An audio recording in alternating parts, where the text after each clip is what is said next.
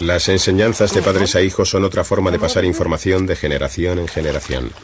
Philip enseña a su hijo cómo encontrar las tortugas que viven en el barro.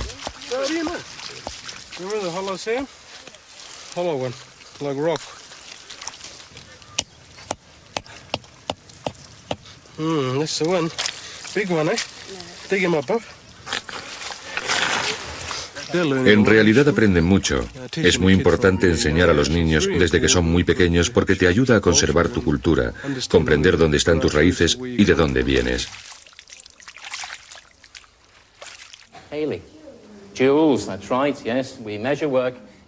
Por medio de los padres, del arte y de la educación, aprendemos acerca del mundo.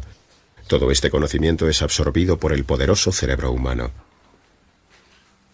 A continuación, la tarea más difícil del cerebro es hacer frente a nuestra sociedad. Quizá la capacidad para tratar con otras personas y vivir en sociedad haya sido la fuerza principal que ha impulsado el tremendo crecimiento del cerebro humano. Sin duda, en cierto aspecto tiene sentido. Después de todo, lo más complicado que los humanos antiguos podían encontrarse a lo largo de su vida no era una herramienta, ni comida, ni un depredador, sino otra persona. En esencia, lo difícil no es el mundo en sí mismo, sino los demás. Averiguar las motivaciones de los otros, convencer, seducir, hacer amigos y no enemigos. Todo esto precisa cerebro. Podemos ver cómo sucede esto en nuestros parientes más cercanos. Los chimpancés pelean constantemente entre sí por ser líderes del grupo. Aquí, un joven macho intenta derrocar al macho más viejo. Y si bien los combates son indudablemente dramáticos, a menudo más que la fuerza bruta, lo importante es la capacidad de sellar alianzas con otros chimpancés. Más vale maña que fuerza. Pasan horas y horas rebuscando en el pelo de sus compañeros. Esto se llama acicalamiento y es la llave del ascenso social. Cuanto mejor se le den estos gestos sociales, más probable es que ascienda en el escalafón.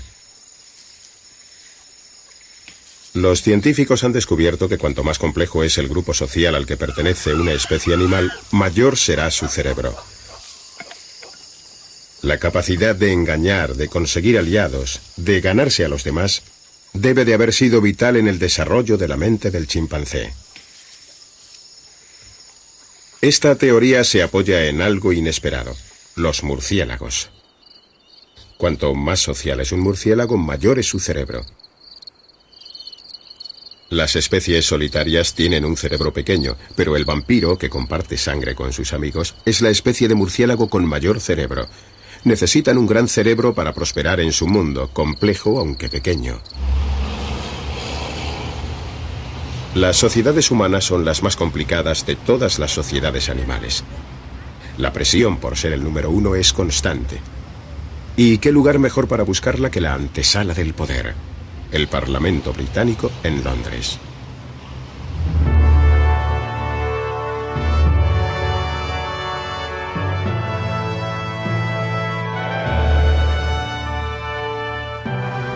Si bien la pompa de la vida parlamentaria parece espléndida, los empujones que se producen entre bastidores a menudo son más importantes.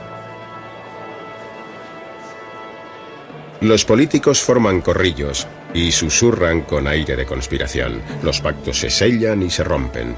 Los parlamentarios, los lores y las ladies hacen gala de una habilidad que no ha cambiado en millones de años. No somos chimpancés, pero es una verdadera selva. Y no hace falta ir al Parlamento para encontrar política. Continuamente nuestro cerebro se enfrenta a la política con P minúscula. Los cotilleos, halagos, murmuraciones, en casa o en la oficina, no son más que nuestra forma de llevarnos con la gente. A lo largo de millones de años, el cerebro y el cuerpo del hombre han evolucionado para superar retos cada vez más complicados. Aprendimos a manipular herramientas, utilizamos plenamente nuestro sentido de la vista y desarrollamos una potente memoria. Hace menos tiempo dominamos el lenguaje, una forma muy eficaz de acicalamiento social. Ahora podemos construir una imagen detallada del cerebro que nos hemos creado. El cerebelo, responsable de los movimientos automáticos. La parte posterior del cerebro para la visión. El córtex central para la memoria. Incluso hay un lugar concreto para el lenguaje y otro para nuestras habilidades sociales. Pero en este mapa sigue faltando algo.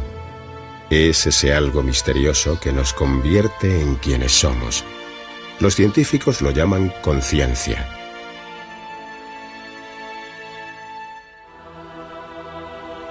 Esta es la mayor de las cualidades del cerebro. En realidad es muy difícil de definir, pero en esencia es la capacidad para ser conscientes de nuestros pensamientos y sentimientos, para que cada uno de nosotros tenga su propia personalidad. Sin conciencia seríamos apenas robots, repitiendo los movimientos rutinarios de la vida.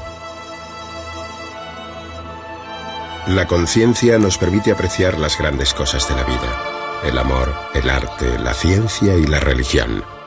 La conciencia hace que nuestro cerebro sea algo más que un simple conjunto de células grises y electricidad. Nos convierte en verdaderos humanos. Como tema de estudio, la conciencia es algo extremadamente difícil. Pero una serie de intervenciones quirúrgicas extraordinarias han revelado unos hechos novedosos y sorprendentes. Esta historia, bastante triste, comenzó en los años 60. Los neurocirujanos, ansiosos por tratar a sus pacientes gravemente enfermos de epilepsia, experimentaron con una operación para intentar controlar los ataques.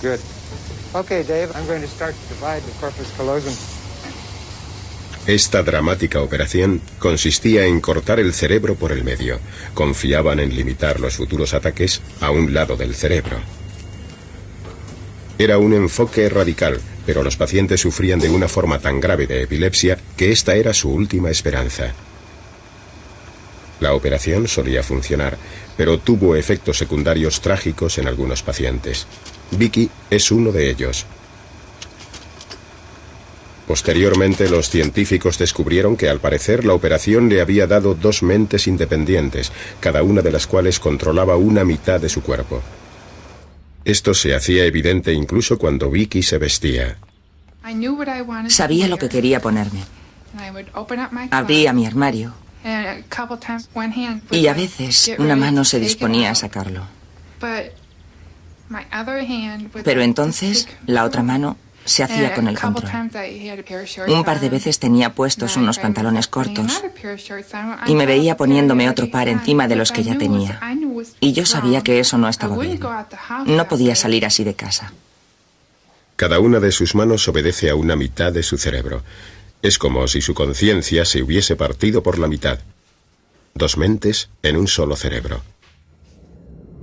Esto es extraordinario.